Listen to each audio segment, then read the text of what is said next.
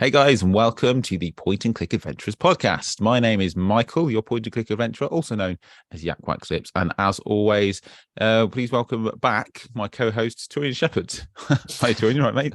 Yeah, I'm good. It's quite funny you said as always, but the last couple of I know. episodes hasn't been as always, has it? No, So, just but yeah, it's good to have you back. You unfortunately missed the chat we had with the guys for the Foretold. That was a good one. I did, yep. And Tony Warriner. I And was very Tony jealous. Warner, yeah. But Tony did say he'd come back on any time, so Yeah. such a lovely chap. Anyway, how are you? How's things? Okay, yeah, all good. Thank you. Yeah, it's just Good. settling back in. Excited to record another episode. Yeah, me too. Now, normally we probably would wax lyrical a bit more about loads of stuff, but we had a chat with the wonderful, beautiful, amazing Sally Beaumont the other day. And there was a lot of content. So we won't waffle too much because I think that interview is going to be around about an hour long.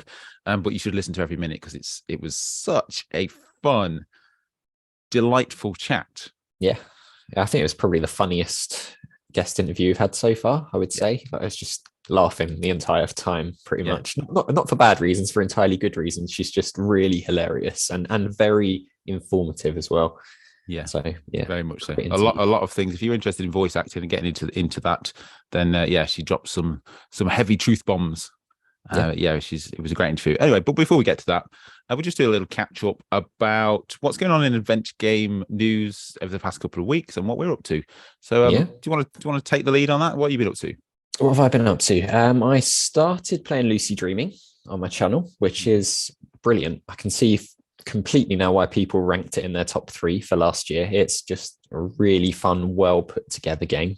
The puzzles are great. Like at first I thought this is quite difficult. I might struggle with these, but it's just really well thought through. You can tell that Tom really took the time to go through every puzzle and think, what could players do here? What could they get confused on? And the hints are used really well. Like if you spend too long looking at the wrong thing, Lucy might prompt you just to, maybe I need to, get somebody's help on this or whatever, just to put you back in the right direction. It's a very well-made game, I think, so far. And also Police Quest. I've started the Police Quest series. Never played those before, and it is brutal, to be honest with you. Absolutely brutal, because the best way I can describe it is that it's like a 1980s police simulator. So you have to do everything by the book.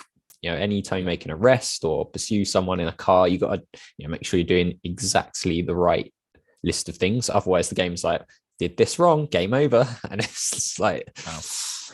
So yeah, a lot of failures, but it's very rewarding. It's one of those where you finally do something right and you think, oh yeah, it's really good. Like I feel good that I've solved that particular puzzle now. But good fun. How about you?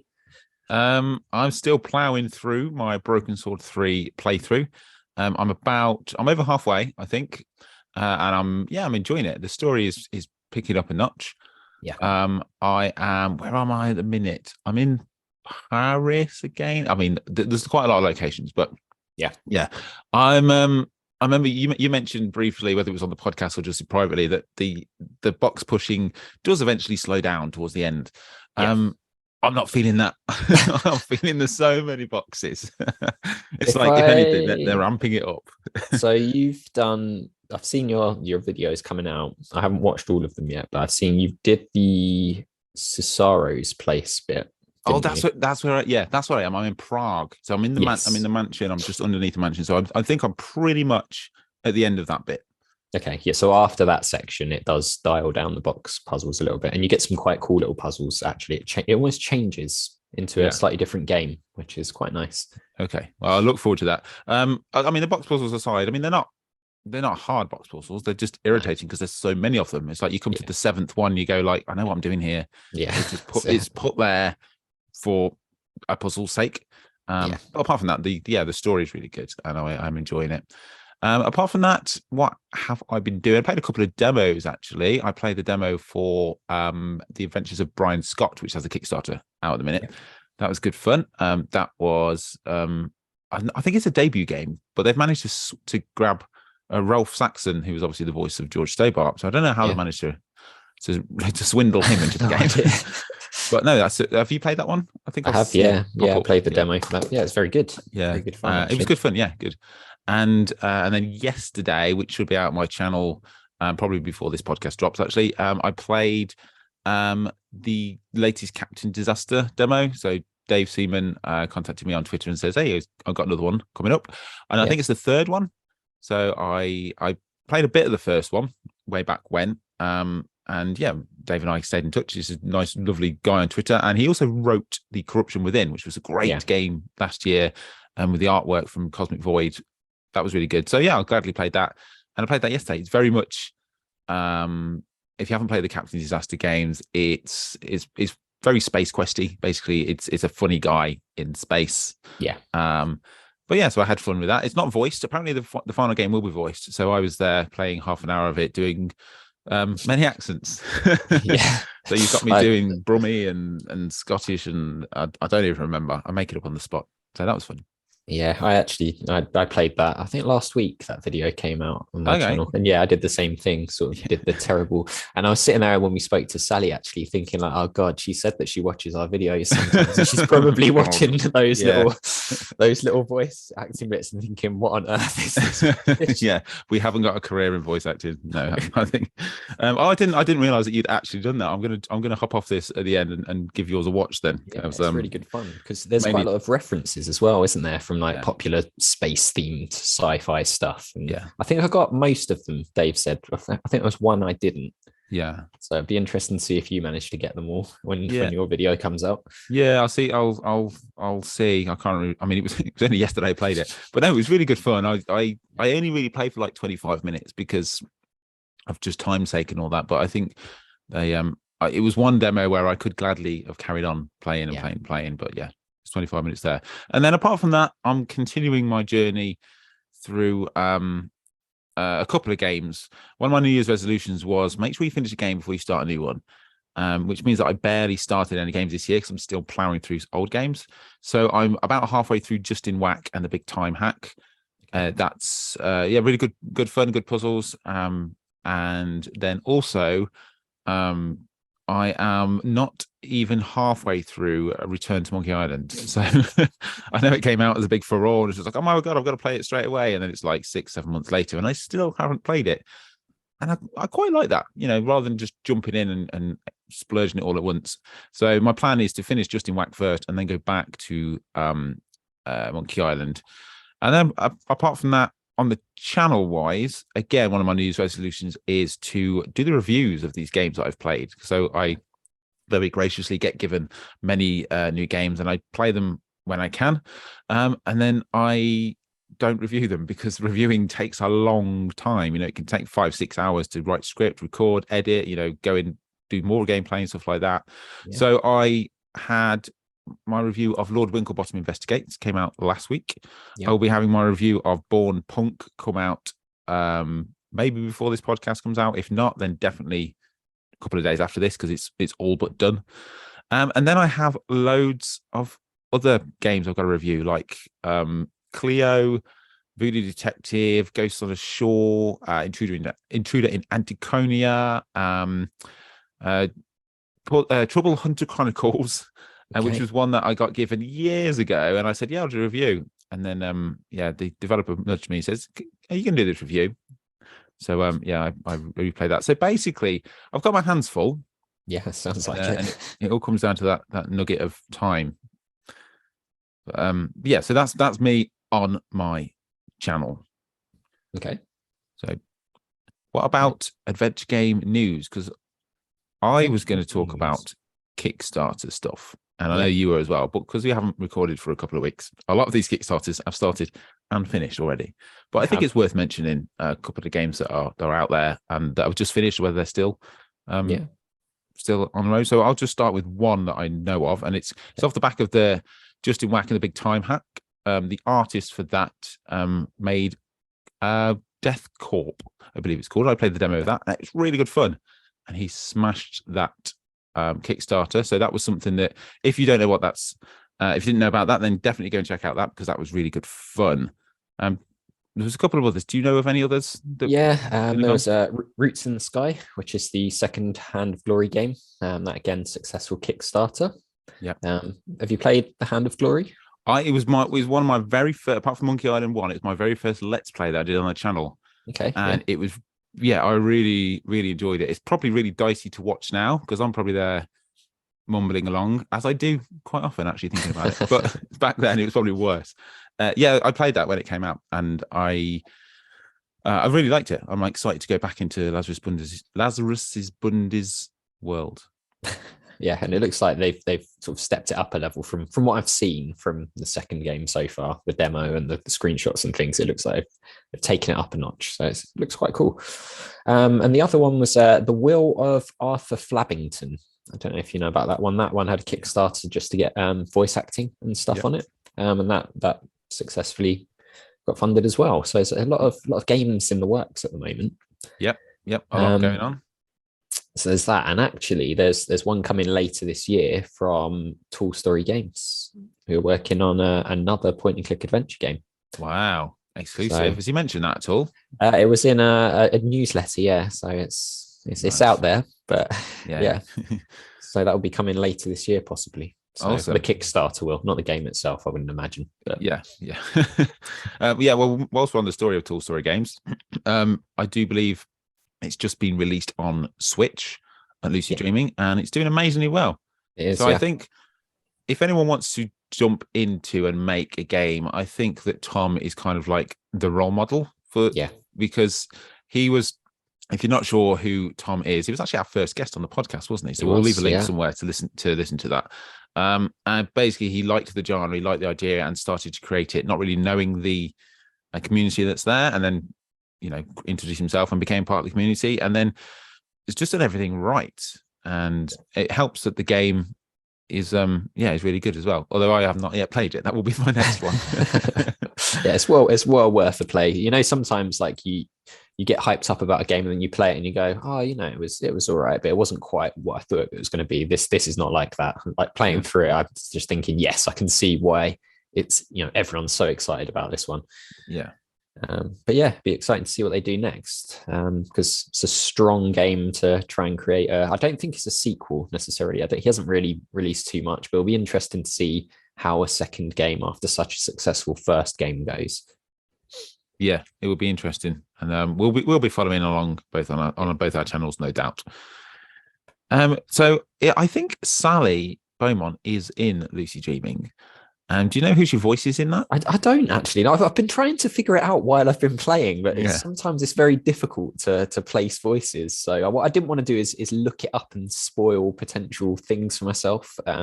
With it being like a first playthrough, let's play. I don't like to accidentally Google something and go, damn it, I've seen the ending or whatever it is. So no, I'm not overly sure, but she's definitely. Yeah, we obviously we did speak to Sally a couple of days ago, and she was an absolute delight. Like we said at the start, she was the funniest, most welcoming, heartwarming person on the planet. And we spoke a little while after we stopped pressing record, and I really wish we'd carried on recording because some of the things she said afterwards were just golden nuggets. But alas, it is between us three now. But we'll leave you with this, and then we'll come back right at the end. So settle down and get comfy, and here is our chat with Sally Beaumont. Hey guys, so you may recognize today's guest from her myriad appearances across some of today's best adventure games like Lucid Dreaming, The Excavation of Hobbs Barrow, Lord Winklebottom Investigates, and the upcoming Old Skies, plus many, many more. She's lending her voice today to us here on the Point and Click Adventurers podcast, so please welcome voice actor Sally Beaumont. Hello. Hi, lovely to be here. Yes, finally, we've been trying to get you on this podcast for a while now, but yes, we're absolutely delighted that we've managed to sync our times. So we're just going to dive straight in and say, basically, you have become a very well-known and respected voice actor in the adventure game world. Are adventure games something that you've always kind of gravitated to? Is it, or is it something that you've discovered through your work? I am a bona fide adventure game fan. I'm not the kind of fan that sometimes there's a bit of gatekeeping around this, where they go, in the 90s, did you play this obscure Sierra game? And I haven't played everything, but I grew up playing them, and I kind of blame Dominic Amato a little bit for my career, because there was a real light bulb moment when I was playing Curse of Monkey Island where I was like, that's a person with a job. Ooh. So my start was basically with adventure games, but it is the kind of game that I play now. It's my preferred leisure activity, which is really weird. After a long day of adventure game recording, I just like to relax with an adventure game. I do love them. Yeah, I think we can relate to that as well. Obviously, we do this not for a living yet, but yeah, we cover adventure games, and then the one thing that I know we both do is sit and play adventure games afterwards. Yeah, absolutely. Yeah. I mean, I think particularly as a performer, that they have such a big focus on story and character. It really makes sense for me to gravitate towards that. But as a player as well, those are the things I really enjoy. So I'm a proper fan, and I hope that comes over in some of my performances. I always say, at least I know why I'm recording a million different permutations of that doesn't work. That doesn't work either. What are you doing? Yeah, so as Michael said there, that you've had a number of roles in the adventure game world, especially over the last couple of years. But if you had to choose one in particular that you were the most proud of, what would it be and why? Oh, this is like choosing your children. I've got a favourite child. I mean, go for it. Oh my God. Can't say that. Oh my God, you can't say that. I haven't really. They're all awful.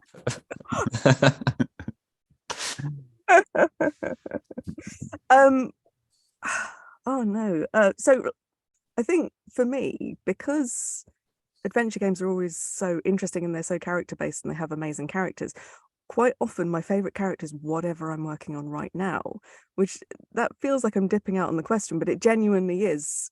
Sometimes I'll get approached with something and I'll have never have imagined this, and I get asked to do something way out of my comfort zone or something new, and I just go, yes, this is my favorite thing. And then the next one comes up and I go, no, this is my favorite thing. I do really like the role of Carlotta in Metropolis. I loved playing her, just because she has a very similar energy to me. There's a very kind of Bridget Jones, slightly frenetic and neurotic energy to her that I find really, really, really fun. And I got directed by Alistair Beckett King as well. So the sessions were really fun. Most of the outtakes are me laughing at how funny he is. But he did the script as well, so he just made me really funny, and I get all the praise. But we were just kind of playing around and trying to make each other laugh with the lines, and that was really lovely. I do have to kind of say, in Old Skies, Fia is a character I haven't played anyone like her before, and I haven't been involved in a process like this before. And she is simultaneously kind of my nemesis because she's challenging me in so many different ways. Dave really loves to throw down challenges to me in terms of acting, which I adore.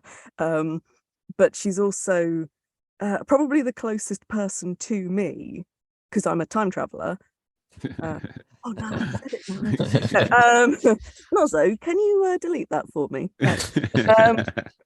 Yeah, that she's got a lot of the similar personality traits to me, and I think maybe playing yourself is quite hard, but there are lots of points where Dave has particularly introduced quite English phrases, and I feel really comfy there. And I'll say, "Oh, that's really comfy." Yeah, I would definitely say that. And yeah, I think Fia is probably the biggest challenge for me at the moment, and biggest challenge means probably my favorite, because I love something that makes me rethink everything that I do. Yeah, and yeah, I'm doing so much in this role. I get to do so many different things, and I can't really talk about all of it, but I will talk about some of it. Yeah, I'm really curious how people are going to react to her. Really curious. Yeah. Well, we were going to move on to Old Skies towards the back end of our interview, but seeing as you brought it up so early, haven't I? Yes, you've teased it. It is the upcoming game from Wadjet, which is obviously one of Adventure Games' biggest developers these days. Obviously, you voiced someone in a couple of people in Hobbs Barrow, which were the guys at Cloak and Dagger, but Dave published that. So how did you get involved with Old Skies? And like you said, what is the process like working with Dave? Gosh, have you got a couple of days to talk about this? Yeah, so many interesting things to say. So if there are any voice actors listening in or watching, hoping that they will get like a top tip for how to work with Dave, I would say that this process is not it, because neither of us could have predicted how this was going to go. So you may have seen Dave's talk, How a Game Jam Saved My Life, at Adventure X a few years ago. Yeah. And he talks about Adventure X, and I was kind of involved in that right from the outset. So I knew that he was working on the next game, and he was having that kind of difficult second album problem, that there was so much expectation from Unavowed because it is incredible. Yeah. Kind of catching that lightning in a bottle again was really tough on him. And I'd been sort of bugging him for a while about just doing a jam game. Just do something silly, something creative that is not the project you're getting paid to do. And I've been the voice acting mod at Adventure Jam for a while now, so I'm there promoting voice acting in games and protecting voice actors and helping new voice actors and things. It's a lovely task. And I kind of been poking Dave about doing Adventure Jam for a while, and he kind of eventually relented to my nagging, and decided to make a game anonymously, which I think was really smart. Just take all of that pressure off of yourself and just make something you really enjoy, which is kind of what jams are all about. And he produced a lovely little jam game called Old Skies, and got me to play the lead in it. And she's a time traveler called Fia. Any of this sounding familiar yet?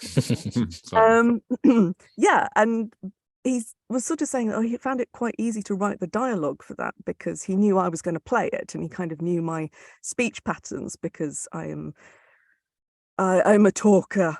I talk so much. You'll have to stop me at some point, but when we meet up, because we've been friends for years, and when we meet up, there's this sort of wall of sound where we talk about voice acting together, and we're like, oh yes, so that's so true, yes. So he knows my voice patterns, and he knew he could write for me, and he could kind of give me a few interesting challenges in that, and I would be able to do it.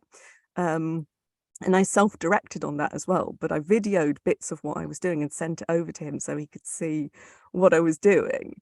And yeah, it's a lovely little game. I think it's still available on itch.io somewhere. Yes.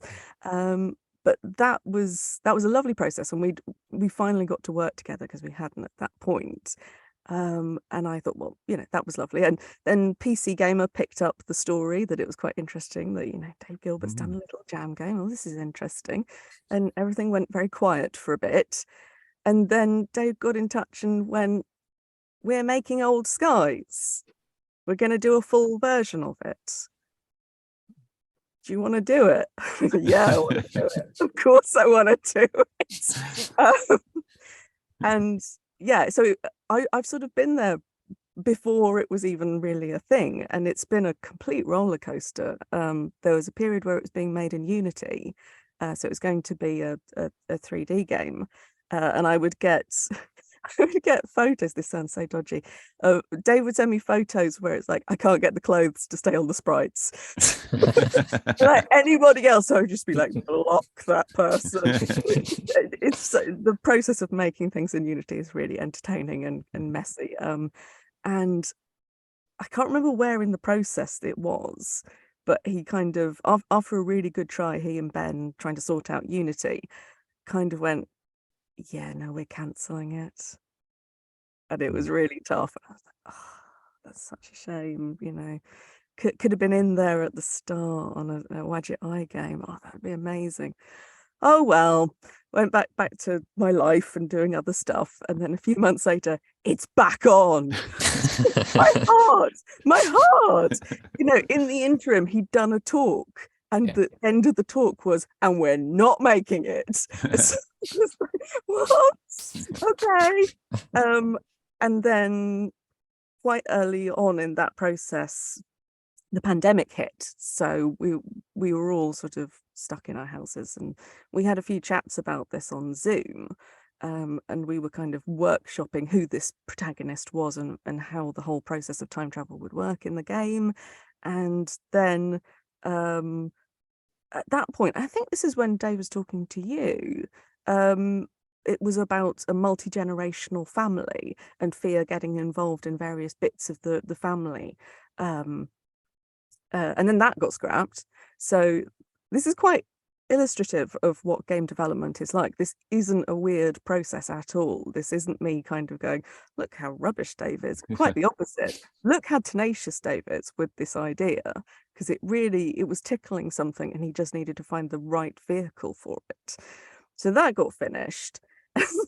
And then there was another break, and then he did another talk about this, about turning it into a more modular game, that it was self-contained missions with an overarching storyline, and that seemed to really take off for him.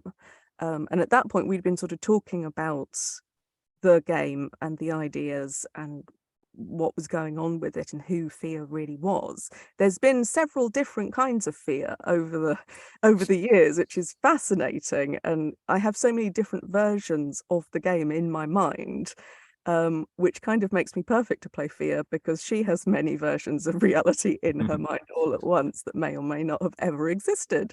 But yeah, there was one Zoom chat where we were talking about character and we were talking about story beats, and Dave kind of went, do you want to do some writing on this? Of course I want to do some writing on this. Let me at it.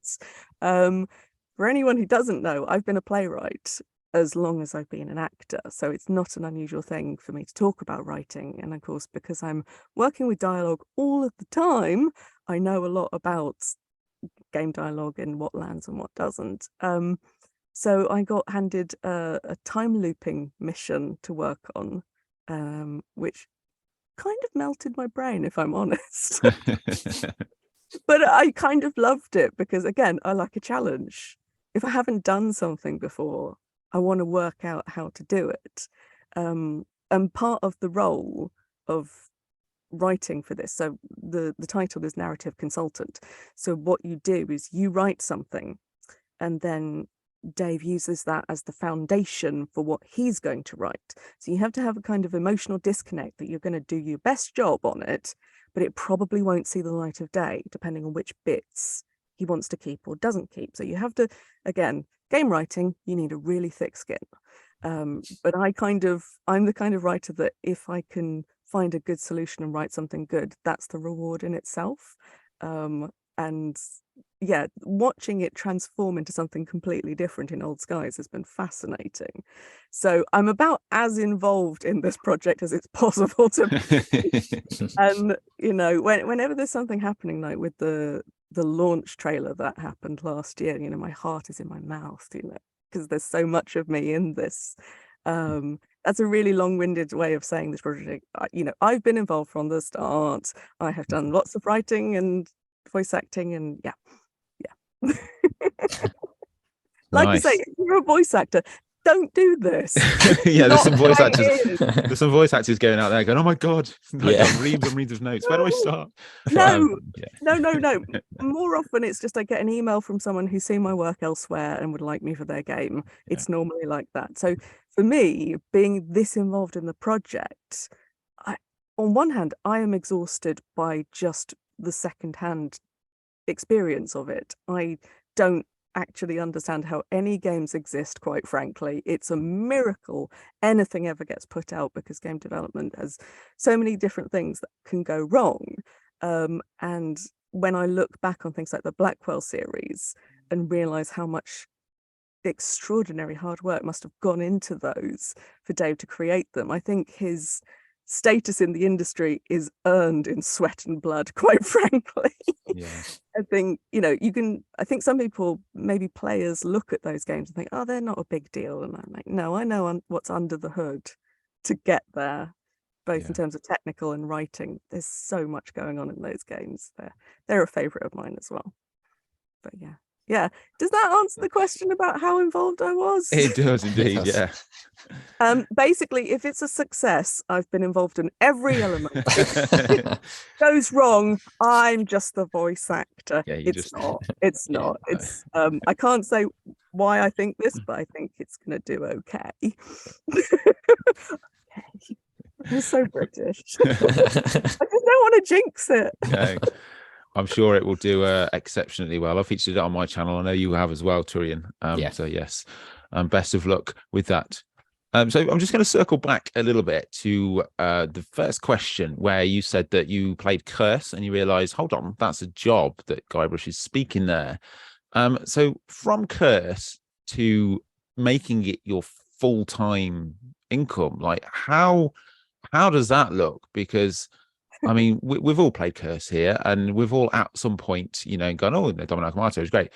Very few of us has gone, I want to do that. So how did you get to here from there? I ask myself that question at 4 a.m. many times. How did I get here? How am I? No, I still think I have the best job in the world. I'm so lucky. I'm genuinely so lucky. So I think I kind of realized that that was an actual job, but I didn't really act on that because I couldn't really see a route into it. So I trained as an actor and a playwright and went off and did screen acting, stage acting, all of that business, and was a jobbing actor for a long time. And during my so I went to university. So during my university course, I spotted on a lot of actor bulletins that there were these voice jobs that were voice only jobs, and they were paid way better than the acting jobs, which doesn't really make sense to me. But I was training as a studio engineer at the time as part of my course because it was interesting, and I realized, wait a second, I can do all these voiceover jobs. And it sounds like I kind of fell into it, but I'd been doing things like accessibility recordings for the Open University. So every text they produce has to have an audio recording for accessibility, which is awesome, but it means that I got to record all sorts of interesting stuff. So I had all these sort of skills, and then I was doing a lot of corporate stuff, and then games would pop up.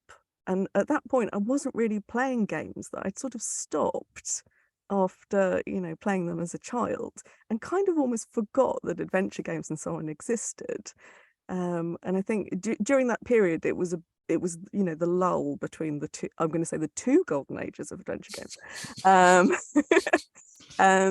That a lot of games were kind of pew pew kind of games, and I did a lot of I call them the sexy weapon voices, where you're doing a fighty game and you have to equip with a new weapon, and you get a sexy female voice that says equipping shotgun, and that's me. And I did those sorts of things all over the place for a bit. And this is a genuine story, that I was in the pub one evening in my local, and I was talking to a friend about games and so on, and he said, oh, do you like adventure games? I said, I love them, played them as a child, they were great games. Oh, you should play this game by my friend. It's called Bertram Fiddle. It's like this weird Victorian comedy adventure game that's a bit like Carry On films. And I said, yeah, that sounds great. And I went away and played it and came back and said, can you give him my voice reel? Because I want to work with this person. And that's kind of how I got Bertram Fiddle too. So that was kind of my gateway adventure game. And while we were working together, so Seb was sort of very excited that somebody could be as silly as me. And again, wow, how fortunate am I that somebody recognized my silliness as a skill, that he knew that I could do these gigantic characters. And I'm not an actor that holds back and tries to be sensible. I will give you the silliest take imaginable. And there is probably video of this somewhere, that for a couple of the roles in Bertram Fiddle 2, I'm about 6 feet away from the microphone because I was shouting so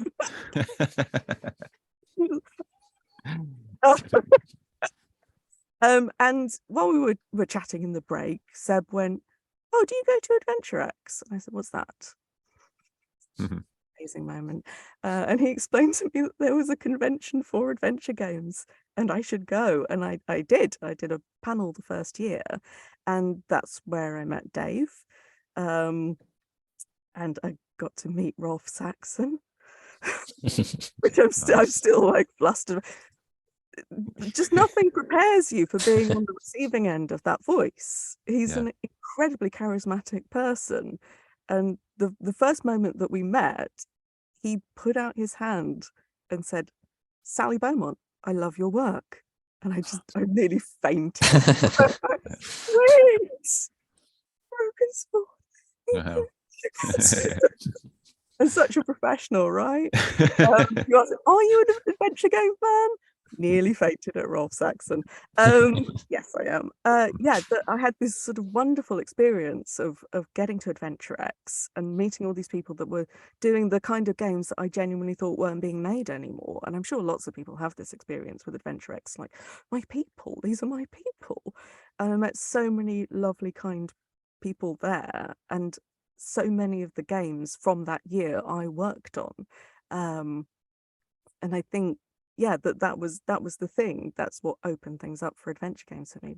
Literally that little tiny conversation in a pub to working on Bertram Fiddle 2. And I do sometimes go, oh God, if that hadn't happened, I'd like to think I would have found everyone anyway. I would hope so, because like my skill set and my personal interest in adventure games, I would hope would lead me there. But again, doesn't bear thinking about. But the process has been windy, but I'm very happy here. I kind of wish I'd found it 10 years ago, but you can't think like that, because I probably wouldn't have the skill set then. So things happen as they happen. Yeah. And you mentioned almost a second golden era of adventure games sort of going on at the moment, and there's a lot of old game series coming back. There's developers coming back to the genre, things like that. If you could do some voice acting for any adventure game series, anyone at all, what would be sort of the dream game series? I did think about this a lot. It's tough because, well, firstly, historically, there's not that many female roles or female roles with substance. And that's kind of the thing that I'm really enjoying at the moment, is so many interesting female characters. So, my options are pretty limited to, I don't know. I don't know. I can't think now. I did sort of weigh this up, and I feel like I don't have an answer, because if I loved that character, it was almost certainly because the voice acting was brilliant. So I wouldn't want to replace that. And I'm a big fan of moving forwards and doing something new, which is not to say I don't enjoy the historical games. I absolutely do.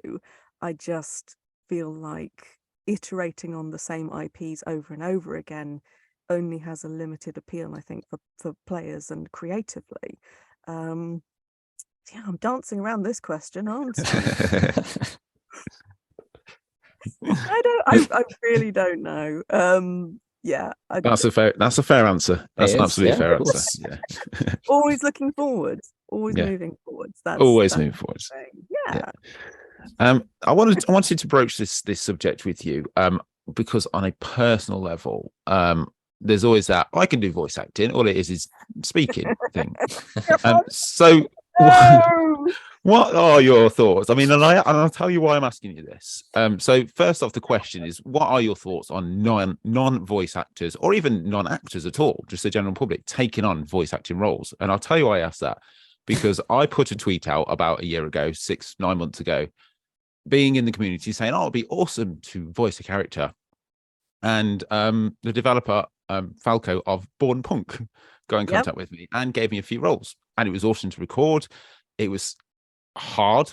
There was to me, and well, I thought, I was a kind of down on the streets robot, so I put on this really robotic voice, and I thought I did a great job. And then I played the game and I heard myself, and I just sounded like a brummie, because I live quite near to Birmingham. So like, there's a massive difference between actors, non-voice actors. I mean, what are your thoughts on basically, you know, them infiltrating your your jobs? I think you're sort of maybe predicting that I would say everybody needs to stay out and keep, this is my lane and no one can join me.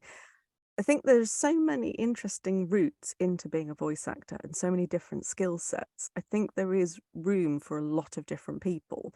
However, I think the thing that you've identified is this assumption that it's going to be a really easy thing. It's a bit like saying, well, everyone can be a writer because they can hold a pen. Yeah. That sounds silly, but people seem to think that because I can speak, I can voice act. So sometimes it really pays off. So in Lucy Dreaming, the lead character, Lucy, is played by Emma Hardwich, and she's not a trained actor. But she's done a fantastic job because she can do the thing that is required of Lucy. And that's an often, it's something that often happens because of budgets, that the lead character often has so much stuff to say in an adventure game because there's so many objects and combinations and all of this business, so many options of dialogue, that they can't afford to get a professional in. And quite often you'll find the developer themselves voicing it, and that will save money sort of, but what it costs you is time and frustration, because it can take a very long time to work out exactly where to put the emphasis in the sentence to get the sense across and all of this business, or your accent has drifted, or all of this stuff. Yeah. So it can work out really well, it can be fine, but it's a gamble. And I think the thing with hiring a voice actor who that's their profession is it takes the gamble out of it. It's something that lets a developer relax, and that's something that I see over and over again, that quite often if a developer is working with a mix of people, they'll bring me in and they'll be going, so what we really need is does that, and they're very tense, and then they'll hear me do the first few lines and go, oh, you get it. Oh, this is going so fast. Oh, I hate to blow my own trumpet like that, but that's what getting a professional in is about. That, you know, a lot of people could fix, I don't know, a leaky tap or their kitchen sink. It would take you forever and it would be messy and horrible, or you can hire a plumber. That's kind of the distinction. There's loads of people like me who didn't go to drama school who can still do the thing. I don't gatekeep that at all. And particularly if you're any kind of marginalized, drama school isn't really an option. And it can be just so expensive. And that was the reason I couldn't go. And so I would be very hesitant to say only this type of person can be a voice actor. Yeah, so for you, I think your experience was that you didn't have the skill of being able to hear yourself. Yeah. So what you thought was coming out of your mouth wasn't. And that's super, super common. And I speak to a lot of people who are like, oh no, I can't listen to myself. Oh no. And I spend all day, every day listening to myself. Pity me. Okay. But I have the ability to record myself, listen back and go, now, am I doing the thing that I was aiming for? What do I change? How do I change that? And that kind of analysis that you can do. And the other thing is to be able to understand what direction means, to be able to understand what a bunch of context means. You'll quite often get a huge amount of context about this, say, like this sci-fi world, and you have to somehow translate that into the sense that you should communicate with your voice. So it's quite a complicated job. So you know, you shouldn't feel bad that you found it challenging. It is really challenging. Yeah. And the biggest challenge above all else is to make it seem effortless. Yeah. So it's very much that swan thing, that when I'm working, it looks serene. It looks like I'm doing just one thing above the water, but underneath I'm paddling like nobody's business. My brain is doing 4 things at once. So yeah, I would say it's a very welcoming profession, as long as you're prepared to put in the work and understand what the job actually involves. That would be my answer. Great. So, I mean, if there is somebody watching this video or listening and they think, I really want to do this, but we've not got any equipment, I've got no experience, where do I start? I was going to say one piece of advice, but I'm not going to do that. Where would you recommend somebody like that starts to get involved in voice acting? Well, I think the answer is in your question. You say, I don't have any equipment. Boom. I don't have any experience. Boom. Yeah. I get a lot of messages from people who want to be voice actors who are looking to break in that one weird trick, and they get really disappointed when it's like, it's a certain amount of hard work and consistency in doing this specific thing. They're looking for, oh, just call Fred at this agency and you'll be working on AAA. Like, they want to slot in at the top. They want to slot in where I'm working without the bit underneath of kind of obscurity and hard work.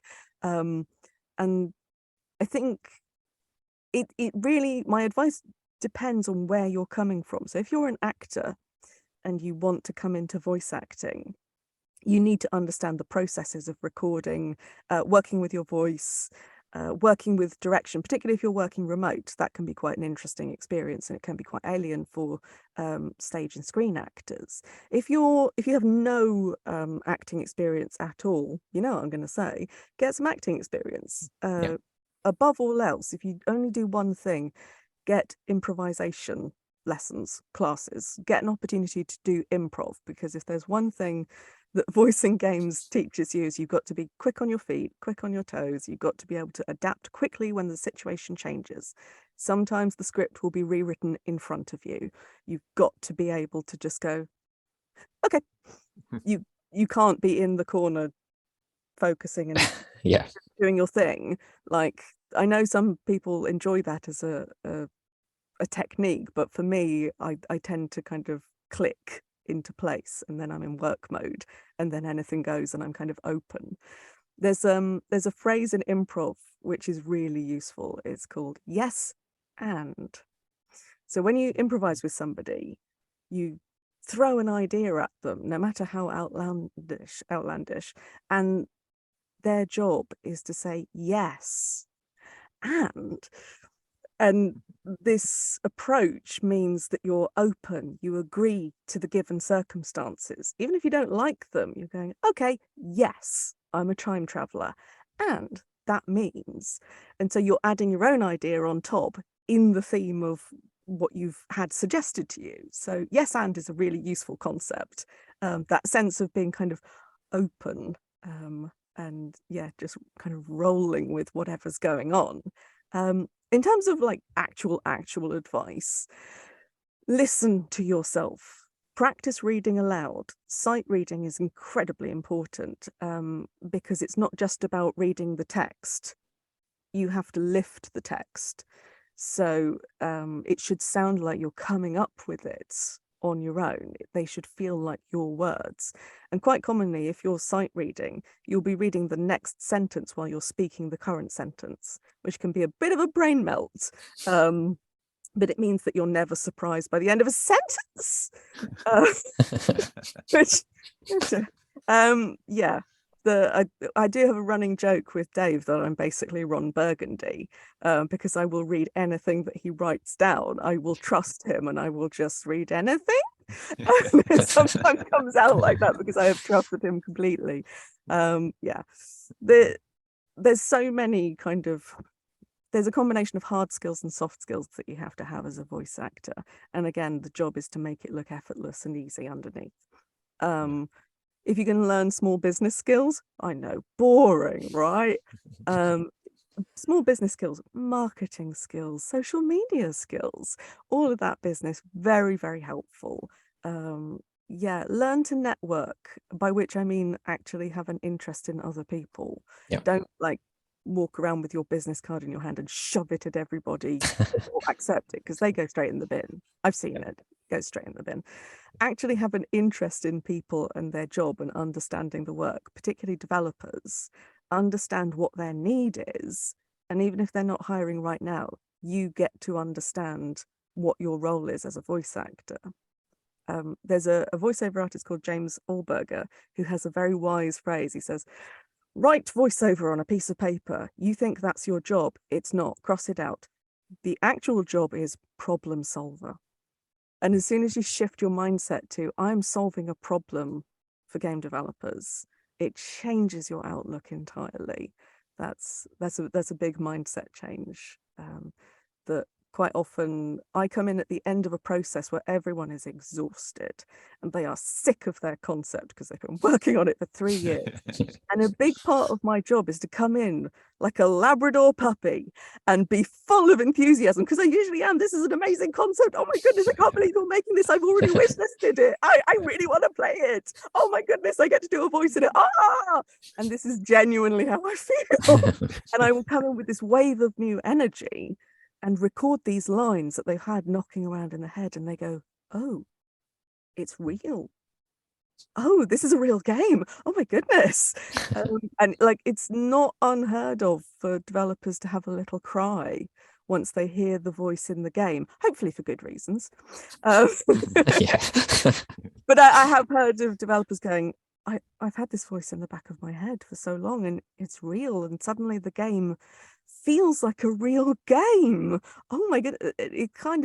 It's this weird magical human element that gets added in, that again, it's kind of like magic. You can't really explain it, but at a certain point, all of the code, all of the pixels suddenly turn into something you can relate to as a person, and it is, yeah, it's super magical. And yeah, if you can get your head around that as a voice actor, good luck with that.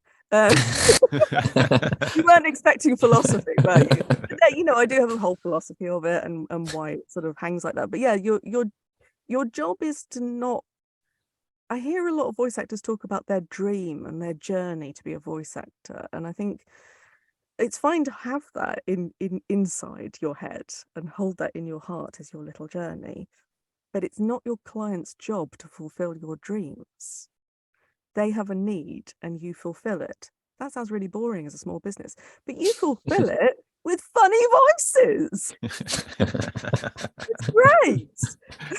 I am part Muppet, I'll admit. But yeah, so my sort of practical steps. Shall I give you some practical steps to be a voice actor? Go for it. Yeah.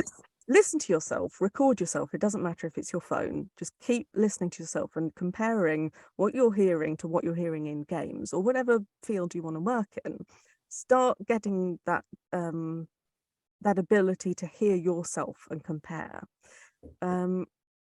Get a reel together, even if it's 3 good clips of contrasting pieces. I would say the first clip needs to be the most similar to your real voice, and then you can go wild. I often use do you have a reel as a kind of litmus test, because if you've put the work in to have a reel, you're not dipping your toe, you really mean it.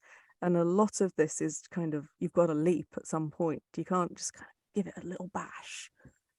You've got to go for it, make the reel, spend some time thinking about the characters you might want to play, the things that might suit you, the things that might not suit you are just as important as well. And it's useful to look at your skill set and say, well, I can't do that just yet, but I could take a class, or I could do this, or I could study this accent, and then I will be able to do that, and I can add that to the reel later. So you're sort of already seeing that it's a career, it's a process, it's not break in and question mark profit. Get your reel together and then start telling people it's what you do. Do not say I'm an aspiring voice actor. You are a voice actor. Just do the thing. Tell people about it. Tell people about it on social media. I get so much work because I talk about voice acting endlessly on Twitter. And someone's decided that I may be an expert because of it. No, it's just telling people that you have this reel and you're looking for this kind of work. That kind of outward looking approach can really help. I see people with amazing reels that never share them. And I see people that are great at marketing that still don't have a reel. And yeah, you've got to join those two things up. And then once you've booked one job, talk about that, add it to the reel, book another job, this is really boring, isn't it? It's not like a magical story. These are small, manageable steps that you can do to build up a business as a voice actor. And eventually the momentum builds. And okay, this is a little bit of a brag. You must allow me a brag. I don't audition very much. I audition maybe 4 times a month. And I know there are voice actors that are auditioning like 5 times a day, which sounds exhausting. An awful lot of my work doesn't come through auditioning. It doesn't come through jobs that are even advertised. Sometimes I'm just approached directly.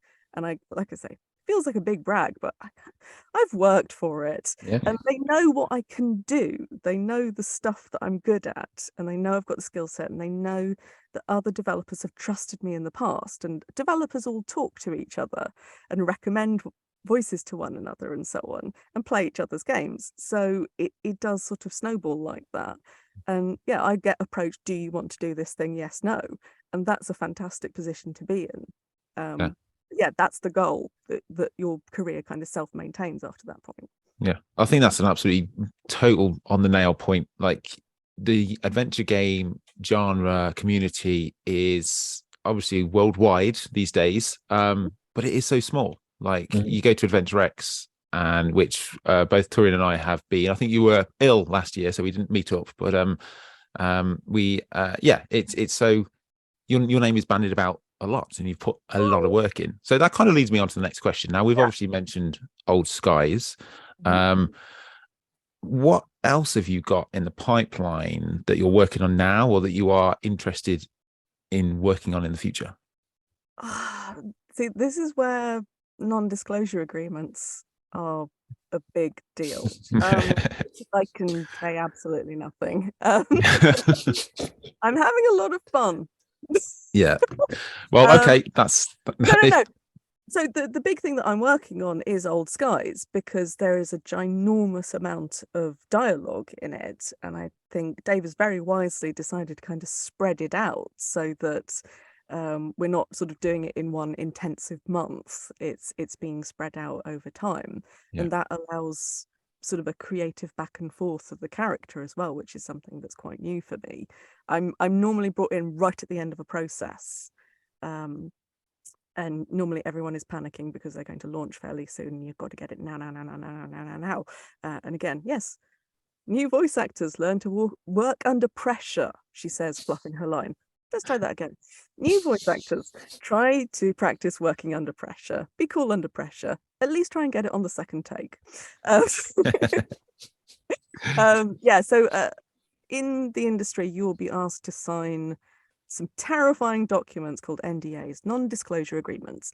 And they are there for a really good reason, because there's all sorts of proprietary information that you will get as a voice actor, hopefully, that will help you understand the world of the game. So stuff like the art, the concept, the storyline, any twists, and they need to protect that. And I totally understand that. The other thing that I'm waiting to come out, so we're done on the voice acting, is Harold Halibut. And no, I don't know when it's coming out. Couldn't tell you if I did. That's got a very heavy NDA because of the character that I play. And that's literally all I can say about that.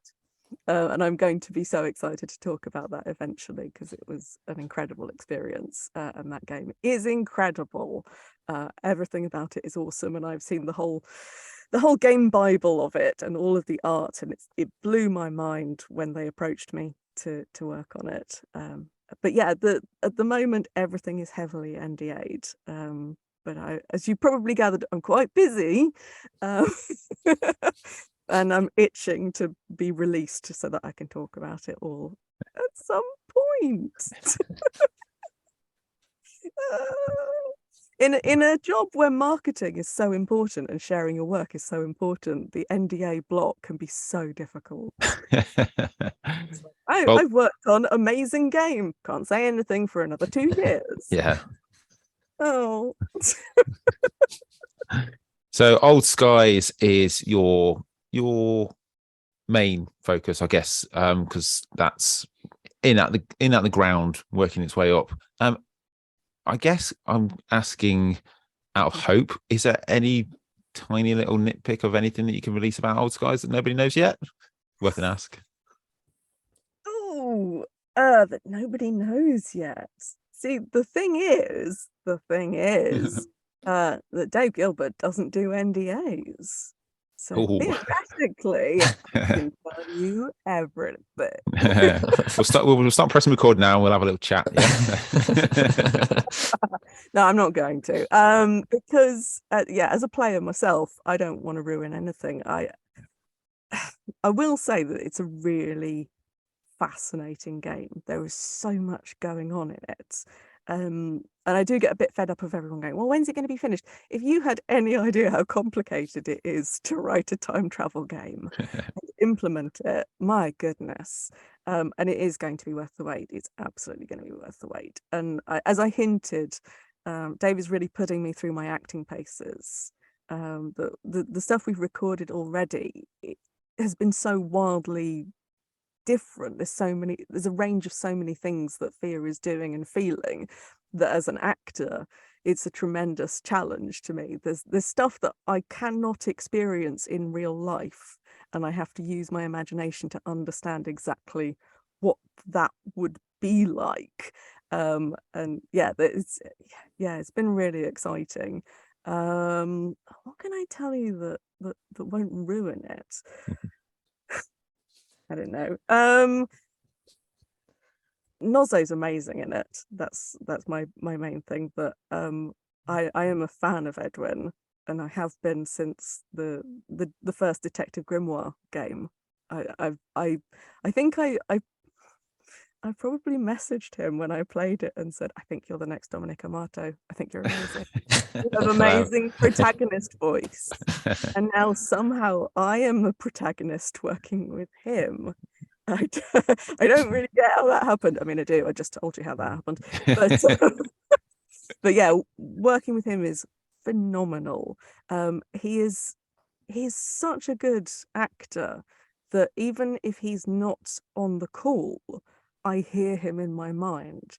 I know what he's going to do with the line. So sometimes we'll play. There are some really beautifully gentle moments, and I think this is a thing that Dave does so well. These sort of tender moments in the midst of a high concept sci-fi game. You'll get these beautiful moments that two characters just click and relate to each other. And we'll be playing this really gentle scene, and I'll realize in my mind I can hear what a great job Edwin's going to do with it. I trust him that whatever I lay down, he's going to respond to beautifully. And I think that's going to be really a key part of it. Lots of people have gone, Rosa and Joey again. Nope, very different relationship. Such a different relationship. It is interesting that, he's blue as well. Yeah. But neither of us spotted it until it was too late. It goes into a bunch of places that you really wouldn't expect. That I think time travel is a well-worn concept for a good reason. It's great. It melts your brain. It does all sorts of fun, interesting things. But I think Dave has spent so long thinking about it really hard and exactly what he wants to say with time travel and the way that he wants to do it. It's such a product of his imagination and the things he likes to explore in a game, and that's what makes it really different. And I think that's a really interesting thing for a developer to do, because a lot of the time we think, there are no new ideas, I can't do anything original. The thing that's really original is to make it yourself as much as possible. So that's been really interesting. And I think that it was partly written during a pandemic. There are like flavors of that come in, about being isolated, about the world going on outside the door, and you don't get to be involved in that anymore, which is a running theme with Fia, that she's cut off from the world because of time travel. And the way that she experiences the world is as an outsider. And again, playing an outsider is fascinating, and it's really fun and interesting. Dave did say that I can say mean things about him as long as it's funny.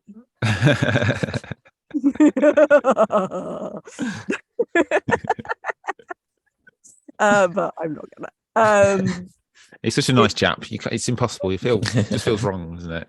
It does. That's exactly right. Yeah, I think without kind of blowing the entire concept, I can't really give you any like little nuggets, because it's not a game that works like that. Yeah. Because it's such a cohesive concept, because everything is working towards the ending, which I know and I'm not going to tell you. Fair enough. That's fair enough. It's a Gilbert ending. Come on. Yeah. We all want to be surprised. We do. We do. Yeah. We're all excited by that game. It looks amazing. Yes. Yeah, it does. I'm very excited. I get to play it as well before everyone. I get to play it mission by mission at the moment. I'm very excited to settle down. But it does mean there's no walkthroughs for me. If I get stuck, I've got to talk to Dave. Yeah. I have to confess, I did watch your walkthrough of the demo. Oh yeah. Yeah, I do. I dropped in on a number of streams as well. I'm like a ghost that appeared. Like, wait. The protagonist voice is in the chat. Yeah. Oh no! And like on Cressup stream, I was going, "Do you want a hint? Yeah. I have played this 5 times already. You just need to pick up. It's in the corner of the screen. Just put the pointer over the. But yeah, I watched your walkthrough and I just really enjoyed, as a fellow British person, the way that you were clicking with some of the stuff I was saying. Yeah. That's an interesting thing for me. Is I wonder how widespread some of this stuff is, but I think there was a moment when you flip over the padlock. Hopefully this isn't a huge spoiler, but you flip over the padlock and its code number is covered in rust. And I think Thea says something like, "Nothing's ever easy, is it?" And you kind of fell about laughing and going, "That's exactly what I was going to say." It was just a really great moment of yes. That's exactly it. That I think as a protagonist, Thea does do that kind of. It's not third person protagonist where it's like, "Hey, I know I'm in a game." It's more just kind of, we're both in this boat trying to do this really weird job, and fine, do this. And that is really, really fun to play around with. But yeah, because I watch other people playing it, I get a sense of how people are responding and whether people are picking up all these little character things that I'm doing. And again, as a fellow British person, I love that you get some of the intonations that I'm doing, or the phrasing and stuff. Because when you're recording in a booth like this, you know, it's not always clear whether everything is going to land, and you have to just kind of be really confident and go, "No, this is what I want to do with it." And I've got Dave there, who is, the keeper of the concept. He knows exactly how he wants it to go, and he's very generous in that. He'll have heard my voice in his head while he's writing, and sometimes the scripts are a year old, and then he'll let me do something new with it, which is, like I say, it's tremendously generous that he has that creative space where he can go, "Well, I know what I thought you were going to do, but that's actually better." He doesn't have an ego about it, which it makes it a really fun way to work. But because we're quite isolated, we don't necessarily know how everything's going to land. So I haunt streams and so on to find out whether people are really understanding what I'm doing with her. Because I think when the launch trailer came out, there were a few mean comments about her just kind of sounding really low energy and stuff. And I think that's possibly to do with female protagonist, British protagonist, and because Wadjet and I tend to do quite low-key trailers. There's no kind of inner world stuff. There's no boom boom stuff. It's usually very like, "So here's a character. Maybe you're intrigued." And I love that kind of advertising. But a lot of people, I think, were expecting something more dramatic. And then when they were playing the demo, they're like, "Oh no, this makes total sense." Yeah. It's just such a relief. Such a relief. So yeah, there was a review in PC Gamer that said something along the lines of, she feels like an old friend. She feels familiar. The way that she speaks to you is like an old friend, and I think that's that's really good. That's kind of what I was going for. I did a lot of thinking about protagonists before starting, perhaps overthinking, because I played them so much. I tried to think about what would work with this specific game, and because it's high concept, it's sci-fi, and it has some really big storylines. What I wanted was for Fear to feel like a safe place for the player. Yeah. Sometimes it can be antagonistic, and the protagonist character is going, "Ah, why are you trying to use this object with the other object? Are you stupid?" And like that sometimes works for some games, but after a while that's a little trying. So the approach that I have is that when she's talking to the player, it's almost like she's kind of talking to herself, and that she's kind of being a little kinder to the player, and then that kind of makes a lot of the that doesn't work stuff a little easier to bear, I hope. Yeah. Yeah, not too frustrating. No, it was really, it was really interesting to hear an English protagonist in the setting that it was. It was really good fun. It's really interesting being a British protagonist in a game that is so famously, or the game company is so famously associated with New York. And I think I had a lot of fears of people kind of going, "What's this nonsense?" I did have somebody say, "Oh, she sounds like a public school girl." And I thought, nah, my accent's a bit too muddy for that. And we have good fun because there is parts of the game where she's had a drink. I hope that isn't a spoiler. Where she's had a drink, and I've been using my native accent to creep out then. So this sort of interplay of kind of the British thing where you have a telephone voice, your work voice, which sounds like this. And then when you're with your friends, you sound more like this. And being able to kind of play around with that. And I think that won't necessarily land for Americans, but I certainly think the Brits will go, "Oh, interesting." But yeah, anyway, those are my thoughts. It is really interesting being a Brit on an American game. It's really interesting. Well, we all look forward to hearing and seeing and playing the final product. Thank you so much, Sally. It's been an absolute delight to have you on the podcast. I could listen to you talk all day, and I will probably play games later on where you do talk continuously to me. But it's glutton for punishment. You've just played 2 in a row that are me, so I'm surprised you haven't had enough of that. Yeah, I have recently just finished Lord Winklebottom as well, so I love the character in that. It was very good. Yeah. I just love that. So if people are listening to you and want to contact you for various reasons, whether they want to book you or to you off about voice acting, where can they find you? You can find me on my website, which is sallybeaumont.com, exactly how my name is written and spelled. I've also got a YouTube channel, which again, same name, where I put lots of behind the scenes videos. So if you want to get more of a feel of what sessions are like with a voice actor, whether you're directing or being a voice actor, you can go and have a look at those. They're a lot of fun. And I'm on Twitter at Sally Beaumont 1, because I am the premier Sally Beaumont. Sally Beaumont was taken. Sally Beaumont 1. Well, there you go. I'll leave all those links in the description and in the show notes, or wherever you're watching or listening this, they'll be down below, so you can go check out more of Sally. Thanks very much for joining us here, Sally, and have a wonderful rest of the day, and go and figure out more of our old skies for us. Okay. And there you go. That was our amazing chat with Sally Beaumont. Do you have a favorite voice that Sally's done, a favorite character she's portrayed? That's a very, very tough question there. She's done a lot. She has, yeah. And I haven't played Hob Sparrow yet, so I'm planning on playing that soon. So that might change my opinion. So I don't know that I'm going to commit to that. Ask me after I've finished Hob Sparrow. Okay, all right. And I'll be able to give you a definitive answer.